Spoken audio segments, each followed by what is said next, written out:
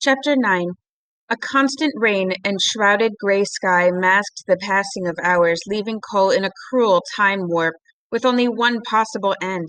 He tried not to think about the end, but he could not ignore the maddening pain from his wounds.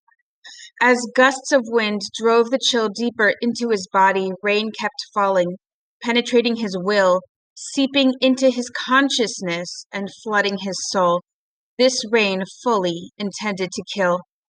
As Cole weakened, he stared up at the giant spruce tree towering above him. Desperate tears welled up inside and squeezed past his eyelids. The wind gusted harder. What did it matter anymore if he died? Nobody else cared about him, so why should he care about himself? As Cole's gaze drifted among the branches of the tree, a small bird's nest tucked into the fork of the two branches caught his attention. The nest rested near the trunk, protected from both the wind and the rain. As Cole watched, a small gray sparrow landed on the nest, twitched about in a flurry of activity, then flew off. Soon it returned again.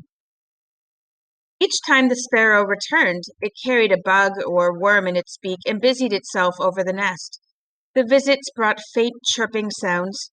Cole squinted and made out little heads jutting above the nest. This was a mother bird feeding her young. Up there on a branch, barely spitting distance away, little sparrows rested dry and warm, having food brought to them in the comfort of a nest built by their mother. The sight of the baby birds irritated Cole. Without his injuries, he could easily have crawled up and knocked the nest down. That's what the stupid birds deserved. After feeding, the mother flitted to a branch near the nest. She ruffled her wings and chest feathers, keeping an eye on her young. Watching the bird made Cole curse every second of his miserable and haphazard life. If he were the mother bird, he would just leave the babies to fend for themselves. She didn't owe them anything. That's how Cole felt. He didn't owe anyone anything. Nobody had ever cared for him, so why should he care about anyone else? He wouldn't even be here on this island, injured, if it weren't for other people and their lame ideas. Nothing had been his fault. Cole's bitterness flickered to life once more. His anger helped to focus his thoughts, but it could not stop the frigid drizzle or the torturing pain that racked his body, nor could it ward off the loneliness. The wind that tugged at Cole's tattered clothing seemed distant. At his attention drifted, as his attention drifted and his senses dulled, rain numbed his face. Cole stared blankly at the thin sliver of blue sky on the western horizon. Exhaustion finally dragged him into a stuporous sleep. Unconscious, he dreamed of the colorful Atau blanket. His left hand twitched and moved back and forth, pretending to pull the Atau over his freezing body. The imaginary blanket shielded him from the cold as it had protected many generations before him. Under the imaginary blanket, he slept soundly. A loud rumble, a loud rumble woke Cole from his sleep. At first he thought he had gone blind. Then suddenly he realized it was nighttime. The wind had let up, but the cold rain still fell relentlessly from some endless reservoir in the sky. Then a blinding flash of lightning lit the horizon. Seconds later, deep rumbling thunder rolled overhead, followed by another flash of lightning. Before the light collapsed back into darkness, Cole realized the Atau he had dreamed of was not covering him, and he sensed a presence. He peered wide-eyed into the black night, but could see nothing. Then lightning flashed again with a sharp crack, closer this time.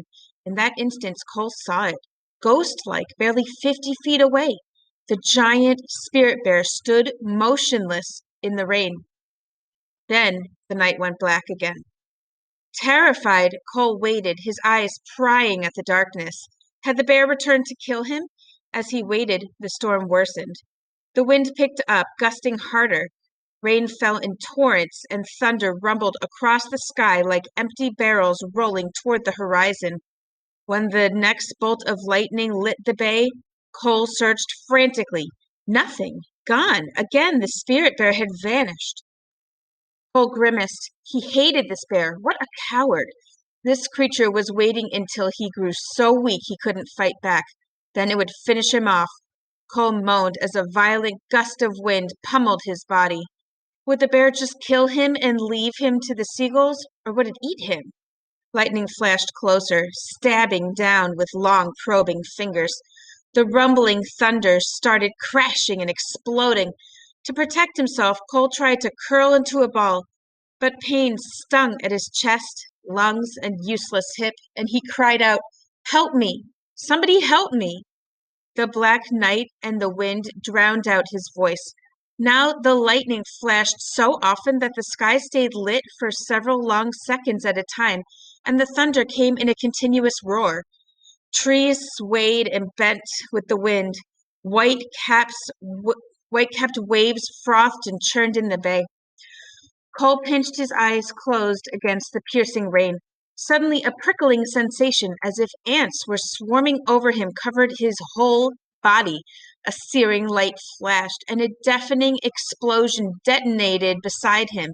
He heard a cracking sound, as if the sky crashed to earth with a violent impact that shook the ground. Splinters of branches rained down. Then came silence and calm, as if the impact had paralyzed the sky. The rain and wind paused, and an acrid smell like burning wire filled the air. Cole lay frozen by fear. A sobering power had attacked the earth. The power made the bear's attack seem gentle. "No more! No more!" he moaned. "Please, no more!" But there was more. The storm raged on as Cole lay trembling, his eyes frantic. The explosion had shocked his mind awake. Never in his life had he felt so exposed, so vulnerable, so helpless. He had no control. To this storm, he was as insignificant as a leaf. Cole blinked in stunned realization. He had always been this weak. How could he have ever thought he truly controlled anything? The acid electrical smell burned his nose and mixed with the smell of wet vomit on the ground. Cole swallowed hard to keep from throwing up again as the storm kept attacking the sky and earth around him. Finally, the wind lost its fury, and the sky ran out of rain. The thunder subsided, rumbling back and forth across the sky, searching for some place to go. Cole swallowed the taste of bile in his throat and listened to the rumbling overhead. Then, once more, he lost consciousness. When he awoke next, the rain had stopped. Vaguely, he could make out the big spruce tree lying on the ground only feet away from where he lay. Moment by moment, he sorted out what had happened during the storm. Lightning had struck the tree. The splitting sound, the thunderous impact, the splintering, the bits of branches showering him, all had happened when the huge tree crashed to earth. Cole gazed up at the sky. A bright full moon drifted ghost-like among the broken clouds. The tortured air had calmed, but still shifted back and forth. Cole felt desperately weak. Fighting to survive, he could stay here a short while longer. Giving up, he could pass quickly over the edge. Which way did he want to go? He clenched his teeth against the pain and despair. Which way did he want to go? Cole focused his blurred vision on the full moon. It helped him to remain on his side. As he stared, he puzzled at the moon's shape. Something in that hazy shape held meaning. Edwin had said something about a circle. So had Garvey. What had they said? Cole could not remember, but he kept staring up. Later, Cole flopped his head to the side. He could make out the bay and see moonlight reflecting against one shore. The shoreline faded into darkness in the shadow of the trees. Seeing no sign of the spirit bear, Cole returned his attention to the fallen tree beside him. That was when he remembered the baby sparrows. He tried to make out where they might be, now among the fallen and twisted branches. He squinted harder, but all he saw was black.